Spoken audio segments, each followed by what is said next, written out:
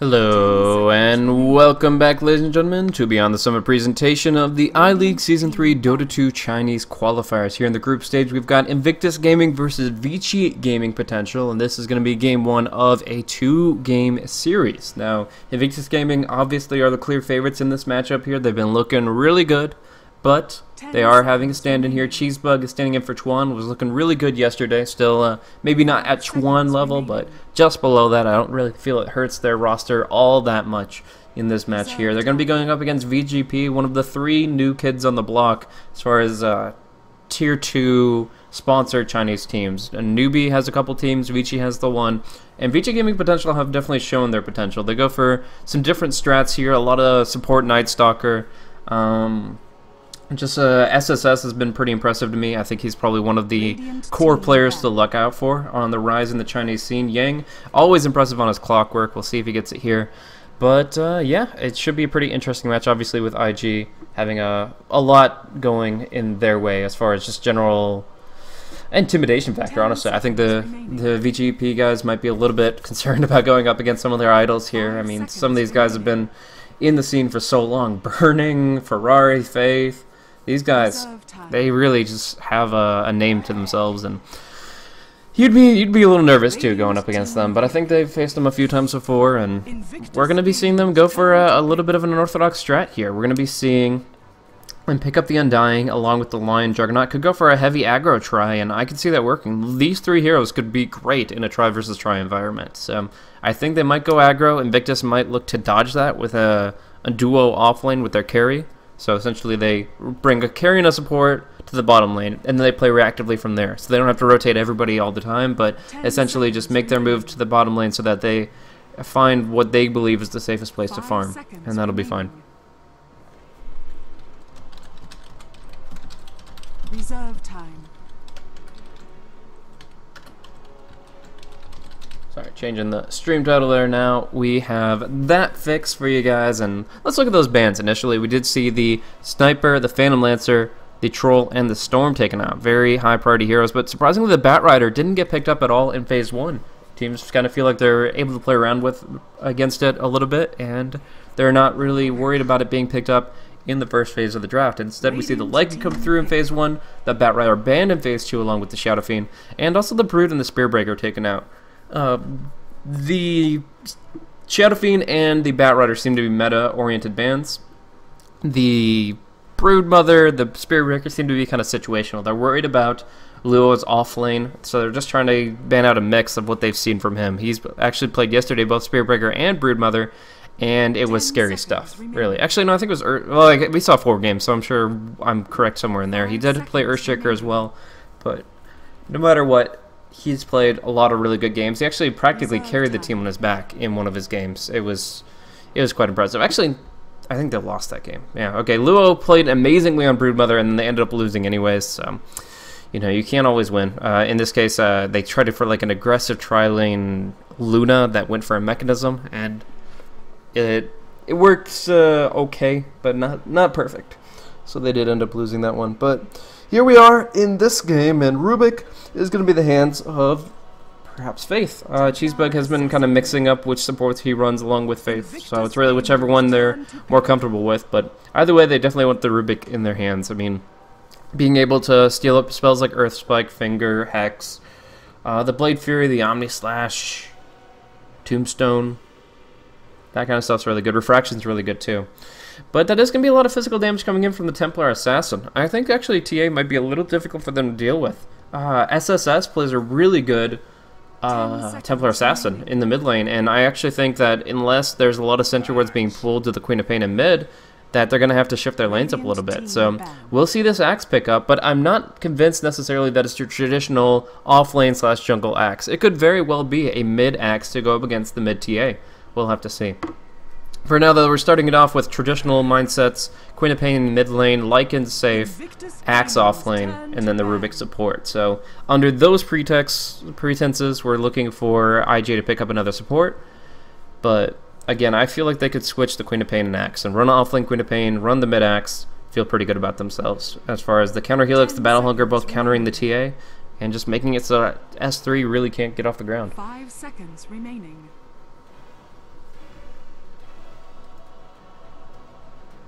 Reserve time. So the last band's coming through here. Ancient Apparition is going to be taken off the table. And the Night Stalker as well. So the support Night Stalker is not going to work. I don't think they would have run support Night Stalker here necessarily. They kind of have the Lion Undying thing going pretty well, but we have seen solo Lion Undyings, and in that case, the Night Stalker would have been pretty good. So it's definitely possible they could have run it, and it's something that IG don't want to have to deal with here.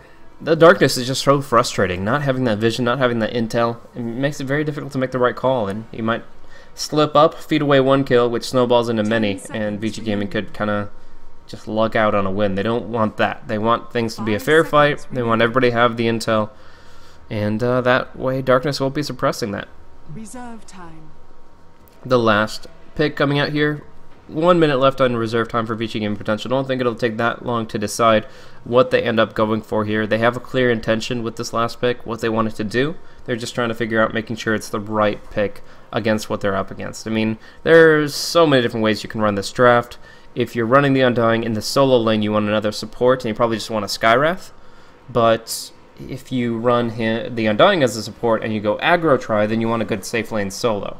So really, that's what we're kind of coming down to, is who's going to be good at 1v1ing against the Axe in the safe lane, or who's going to be a good support like the Sky. Not the easiest decision. I mean, obviously you need hard disables against the Lycan too, but we'll see. 5 seconds ticking down. What they end up going with here. Faceless Void, no, Clockwork Goblin. So we're going to see Rattle Trap hit the field once again.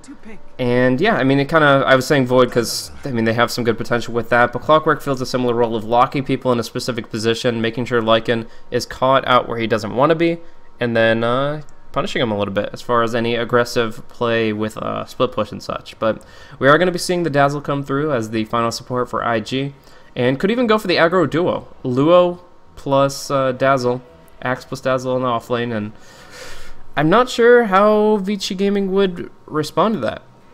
We are going to be seeing a little bit of a switcheroo here. Secret primarily has been playing the safe lane farmers, and S3 has been playing those technical mid laners. But whenever they pick up Phantom Lancer, they have made the swap so that S3 plays the safe lane. And in this case, with the Juggernaut and Templar Assassin, it feels that that's the heroes the cores are most comfortable with. So we'll see how that plays itself out. But right now, VG Gaming Potential, pretty strong overall draft. Great tools of initiation, can definitely find some good kills. But they need to kind of build momentum for themselves. They need to make sure that they can control the laning phase in particular. If they can win the lanes, I feel like they have a really good shot at pulling forward into the mid game. But just take into consideration the fact that this Axe is going to be so active early on with the help of the Dazzle, I think that they're going to have some problems bottom lane. So it should be just Lycan and Rubik up top, the Queen of Pain in the mid, and then the Dazzle Axe down bottom. But obviously we can see some different ways of that playing out. So we'll see. They'll kind of play reactively based on what they're up against. And meanwhile, Clockwork is going to be the hero up against the Rubik Lycan. Not that bad of a lane just because he's 1v2. He'll get a Stout Shield up to block some Wolvet auto attacks. But it is worth noting that the Telekinesis does pull Yang out of the cogs. So that will mean that if he ever gets caught out and they add in a +1, if they have 3 people against him, his life is going to be in danger. But Yang, so far from what I've seen, always wins his lane of Clockwork. At least gets more out of it than you'd expect when he's at a numbers disadvantage. And when he's in a 1v1 matchup, he just crushes it. So I have high confidence in Yang's Clockwork capability. It's all that I've seen him play. Like, I think I've seen him play one hero that's not Clockwork, and then like 5 other games of Clockwork. So high expectations, but there's going to be a safe lane Clockwork for now, trying to go up against that Dazzle Axe, I believe. And then they're going to go for that aggro try I was talking about. The Lion, Juggernaut, and Undying, while Secret takes the mid lane on the TA. So they're going to try to control the top rune, get the TA most likely her bottle that much earlier with the bounty rune. If they can pick that up, they're going to be in a pretty good spot. So, Faith still hanging out in base, can't decide. I guess he wants something that costs too much money. I don't know. He's dancing it out. He's having a pretty good time. But we're going to see early movement here from Luo and Burning. They're on the Axe and the Lycanthrope. And finally, Faith makes his way down here. He ends up buying that extra branch. Ferrari going to be going to the mid lane here. Nullity alley start for him, so just looking for the early last hits to edge out the TA early on. But it is going to have to be some pretty early sentry wards for the Queen of Pain as well. Cheesebug playing around a little bit, has the boots, so he's pretty confident to scout things out and sees the aggressive stance. Won't be able to contest the top room, but he knows exactly what's up. As far as early wards go down, just the one here, which sometimes you deward kind of like over here, and it will just be just outside that radius. I'm going to see the bounty rune down bottom. Yang wants to contest it. Cogs going to knock him back, and he is actually almost able to snatch it. Burning gets the bounty rune, but he does also get knocked back twice over by those Cogs, draining actually 160 mana away from the Lycan early. That's huge. Like, yes, Burning gets the bounty rune, but I mean, you just by contesting it, you burn that much mana from Burning. That's like taking away a full Wolves summon. That's actually a really big deal in my mind. So it's going to be a Dazzle Lycan dual lane for now, and the poison attack going to come out. It's not doing enough damage, is it? It will actually tick through. Damage instances is a really big deal for the Templar Assassin, as far as like how her refraction, how effective it is. If she gets if there's a spell that does a little tiny bit of damage, but just enough to break through refraction with the minimum input, then she's going to be in a good spot. And there are only a few spells that do damage over time that don't actually tick down refraction. Iron Shell, level 1 and 2, that kind of thing. But here, the poison attack's enough that Faith can give Burning pretty much a free lane in mid. However, up top, Ferrari has to play it a little bit careful here, losing with the 2 sets of decay. He's taking a lot of damage just per right click. And if he gets hexed here, he's not going to die, I don't think, but he will go down very quickly. So you look at his HP, he's going to tango that back up, but man, I mean, he only has 430 max health. Those right clicks just lay into his health pool. Down bottom, it's a pretty interesting matchup between Luo and Yang. Essentially, on the creep wave, Axe is always going to be fine, but off of it, Yang has the advantage. The counter helix with the creep wave, either the enemies or his own, will be allowing him to be very active, but when he's isolated, when there are no creeps nearby, then the battery assault is much superior. So he's going to chase past the tower here. He's got plenty of tangos to chew through, brought more regen to the lane, it looks like, so he's going to be able to just go ahead and take up all these creeps. No counter helix really working for him, but he's going to taunt to make sure that he gets some spins here. Going to get some good damage onto Yang directly. So doesn't want to go into the tower, but does want to just cut past this creep wave. And Yang isn't the best playing the best hero to deal with this creep cutting nonsense. He doesn't have any more HP. He does have a stout shield, but he really he can be dove on very easily. Battle Hunger could come out right here. It's going to require a TP from the Lion, but even then, Yang might die. He's in a really bad spot here, taking a lot of hits, but it looks like he'll just barely survive the Battle Hunger and head back to base after that. 19 HP. Very close.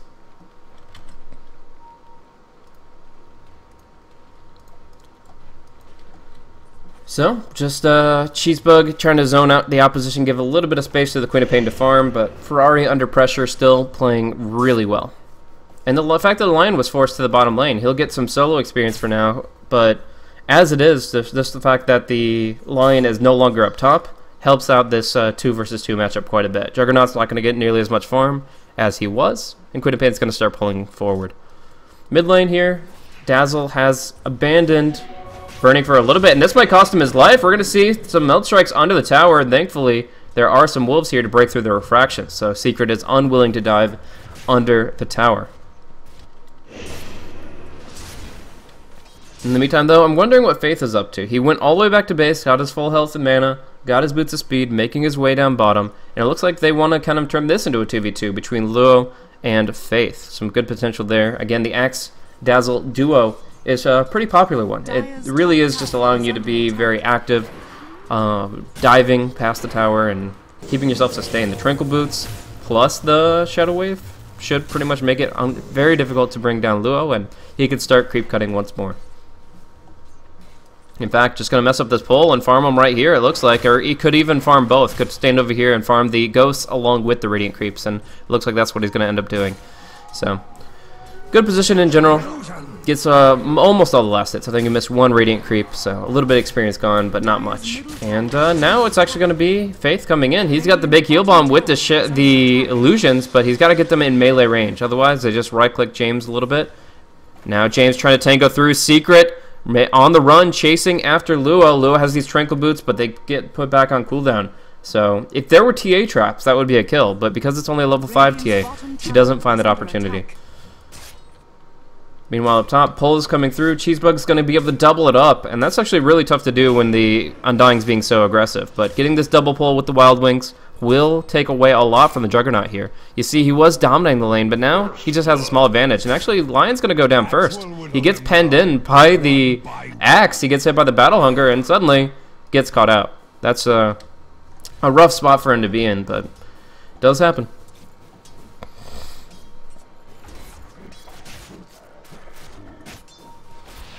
Burning, though, off to the jungle. Now that the TA has this level 6 trap, he just goes ahead and takes some efficient farm elsewhere. He actually is not going back into this lane whatsoever. Could be a free lane for a support to rotate into, but for now they're preoccupied. Dazzle down bottom, Rubik up top, doing their thing. So that's kind of interesting.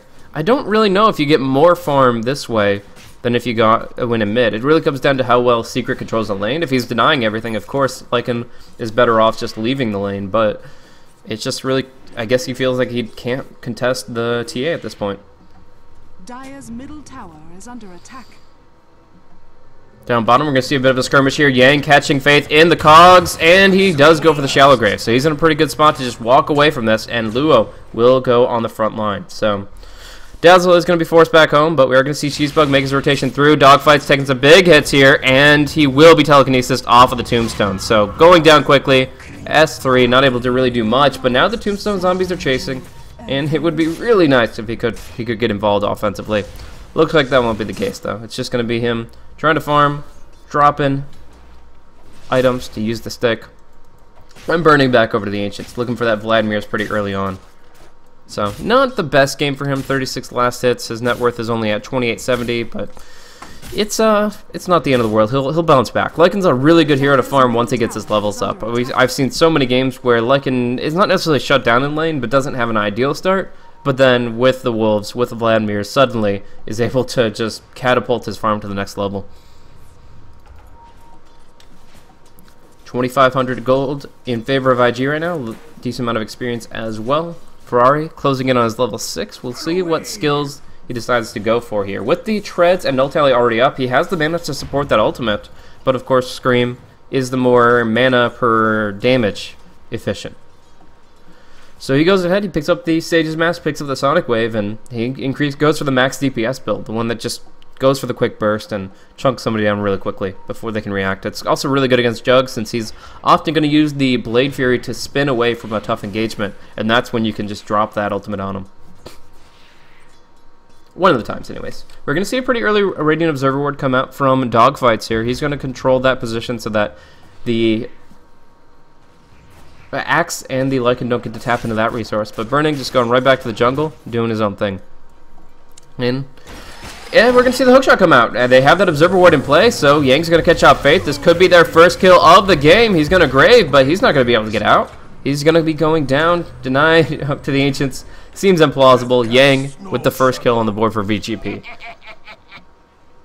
So, Secret just involved at the very least. Gonna go ahead, regen, and just say, I think he should start pushing the tower pretty soon. I mean, in this position, he's been farming and farming and farming. He finds his Ring of Aquila phase boots. Great way to start, but you know that IG are going to have a bit of a tower advantage with the creep cutting we've seen down bottom, with the wolf summons in the up top. But we do see Queen of Pain taking a lot of damage here without a blink away. She should go down to the zombies, just right-clicking away. Secret finishes it off. There's the soul rip, and there's a nice kill. We're going to be seeing pretty much them just ward them off of the tower with the help of the tombstone, and it's actually just a kill in favor of VG.P. So that's the problem diving Undying, is no matter how fast you may be, he drops down the tombstone, and you're under tombstone, under tower. It's never going to be a favorable trade for you. Down bottom, Luo doing the same thing he's always been doing, but the tower is only at half HP, thanks to the way the Lion and the Clockwork have controlled the lane.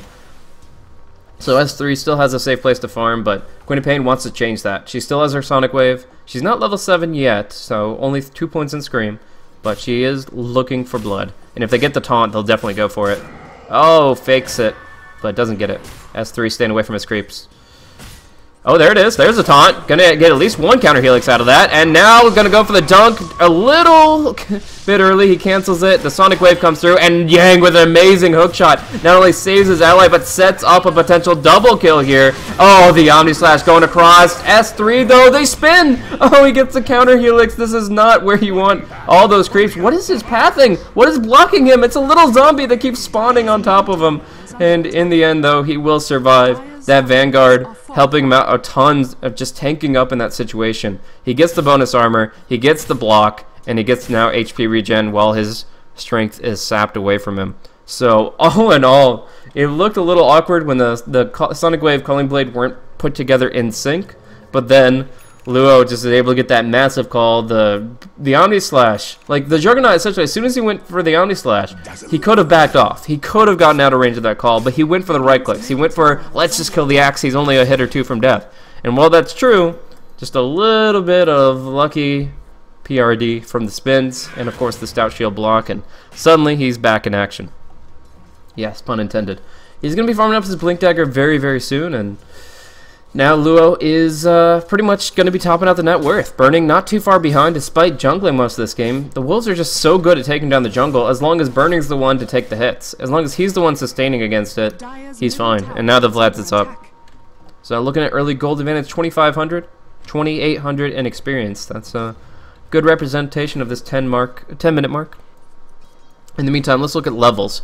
Everybody's got ultimates, actually. Sometimes you see around 10 minutes, there's like 1 or 2 stragglers around level 4 or 5, but in this case, everybody is level 6. The dual lanes have allowed IG to get all of their supports to the levels they want to be, and we'll see to what effect. I mean, there is a lot of potential here for spell steals. Earth Spike already claimed, and it looks like they want to dive this tier 1 bottom. There are 2 stalking up top, looking for the hook shot onto Ferrari, but I mean, you'd have to chain up everything perfectly and commit both ultimates for this kill. So it's not easy. Ferrari has no idea, though. They are hiding just behind the trees constantly. Now he sees, and he will blink away. Can they get the hook shot? Even if they do, I don't think they get that kill. He's just too far. So we're going to look back at S3, who is going to be lifted up after the spin and dunked on down. Tombstone means nothing to Axe, and he'll just go ahead and claim his Blink Dagger. So good pick off there, finding out the Juggernaut, and unfortunately the Queen of Pain is unassailable in the top lane, so she's going to be able to farm that Orchid very, very quickly here. In the meantime, Burning gets to push onto the mid lane. Tia is a pretty good counter to the Lycan push, her side blades hitting onto the Wolves and onto the creep blades in general, but she still loses a lot from Refraction very early on. Not sure what that blink call was. I think they thought that TA... Okay, that's what it was. Dire saw her hit this position with their Observer Ward, and they thought she was walking up the ramp. They tried to go for a blind play, and it has that potential. It doesn't really cost him anything, just 110 mana. So, if he does happen, that would have been timed pretty well. And they do force one more glyph before going for the final kill of this tier 1 tower. That'll finish up the Dazzle Medallion. It will also give Rubik a little bit more gold for some tankiness, Magic Wand, Bracer, that kind of thing. We're going to see a smoke play down bottom. They would love to hold this tower, but it's so low. It's already down. Why don't they just right-click it once or twice? I guess they thought the creeps will kill it, and they will. One more range creep auto attack. No, the tower will actually live. Why didn't they hit it just once? 13 HP. Denied.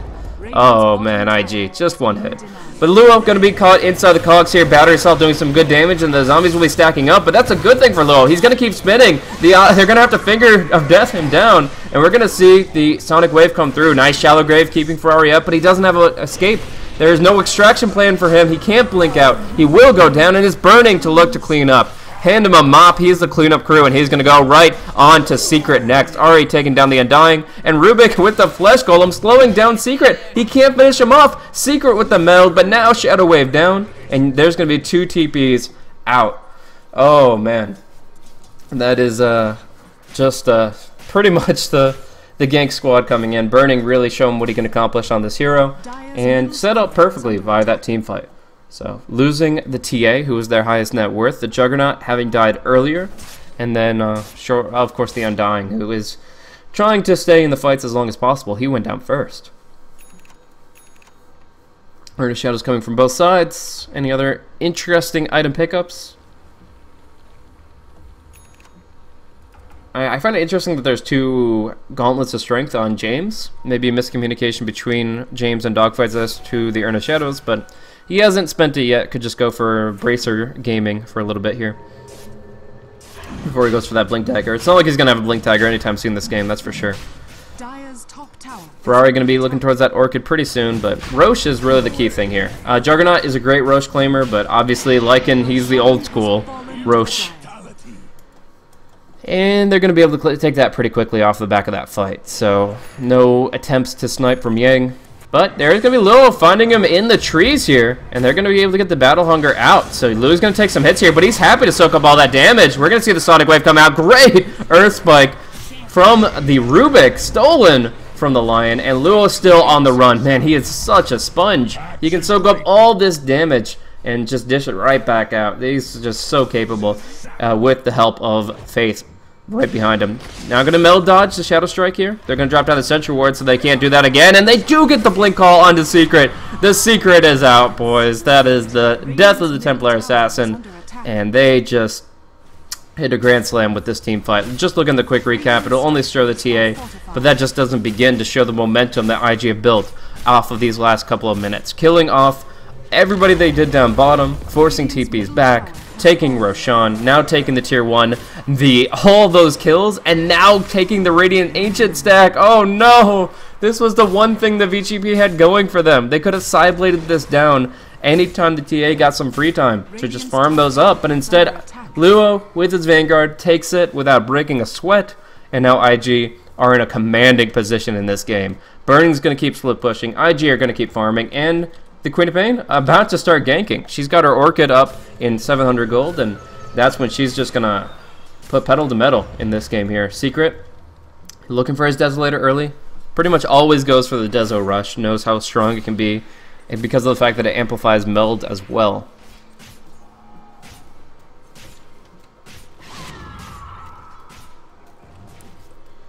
$10,000 net worth favoring IG. Experience around that time period.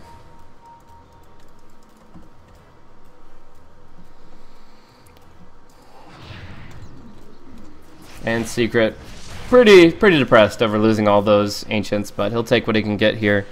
Trying to rebound a little bit, trying to recover before the onslaught ensues. IG pushing up top. Luo doesn't even care about towers anymore. Just doesn't care in the slightest. And we're going to see that pressure come through. So they can just push out 2 towers easily, nothing to really stop them. Luo still at full HP, and actually almost going to get a pick off onto James here. Just going to get the Battle Hunger out, then he's going to go ahead and spin to win onto the creeps. They trade out the tier 1 mid. Secret refracts that down while also trading out the tier 2 top. So IG pushing in. Will they go high ground with this? They've got Aegis here on to Burning. They have the Necronomicons in action, the Aura in play, the Wolves online. Everything going up to the tier 3 tower, and really limited counter push from VG.P. They have to fight this, they have to contest this, but Juggernaut's still bottom. They're engaging the fight without him, but just trying to poke them back. Now he TP's in. Yang looking for the big cogs, but they can't get it. Instead it's an Earth Spike and Sonic Wave onto Ferrari and Cheesebug doing some amazing work together. There is an Omni Slash doing some damage. Luo with the Grave again on him actually might survive. He will survive, and Burning with the Aegis pops his shapeshift, and they're not going to be able to disable him enough. I don't think they'll heal him. No, the Shadow Wave. Half a second cooldown, but they reinitiate now with all that HP. Secret losing his refraction to the poison, just, as well as the Urn of Shadows. And that is going to be 3 down for VG.P, but they did lose the Aegis, and they are going to back off. Still, they didn't give away that much gold, honestly. They gave away Burning's life. You'll see the golden experience. It's a decent chunk here, but they still prevail in that fight. They take a lot of damage into that tier 3. I believe force the Glyph. Yes, Glyph is going to be on cooldown for a full 4 minutes. And that's going to be when things get dicey for VG.P. anytime within those next 4. They could just farm, though. Look for the Necro 3 soon on the Lycan. He's already got 1 recipe on the Courier. Still just stealing these Ancients because he can. They're going to hookshot him. They're going to try to take this back a little bit here. Good setup, and they're going to keep the Blink Dagger on cooldown. And we're going to see Queen of Pain running in, though. Ferrari wants to turn this. Unfortunately, it looks like there's no hope to do so. So they kill off the Axe, a nice pick off there, clean, and a big win, honestly. 9,300 net worth when they're down this much, almost, yeah, about 11,000 net worth in advantage. That's about that 50% advantage you're looking for getting that net worth factor going, for getting that bonus golden experience based on the rubber band mechanics. So, pretty big kill. We see Juggernaut finally finishing Yasha. S3 has had a really rough game. He went top.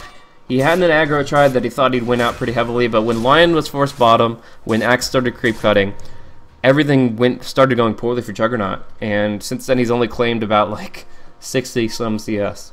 That was very early on. He has the Desolator to amp up his damage a little bit. We'll see if that's enough. In the meantime, this might be like a double blade mail strat. No, it's going to be in the mech build from the Undying. I've seen this a few times. Crimson Guard would not be bad this game either. You're up against Necronomicon, the Summoned Wolves, you're up against Counter Helix, and you're up against Shadow Wave. All of these are blockable in 6.83. And as a result, I think that actually Crimson Guard would be much better, but the Undying, so far what I've seen from dogfights is a lot of mech from him on his Undying, so we'll see.